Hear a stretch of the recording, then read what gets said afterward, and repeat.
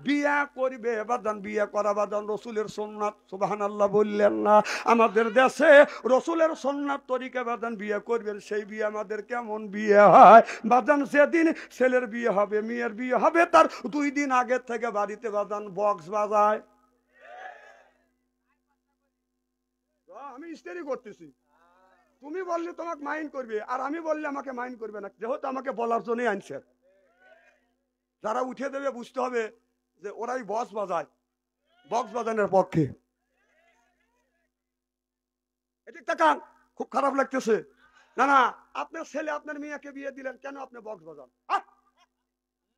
ছেলেকে বেটার বউ দেখতে যায় বাপ, বাপ যায় যায় বোনের জামাই যাবে, এ তুই বোনের জামাই, তুই তুই বউ দেহার কে?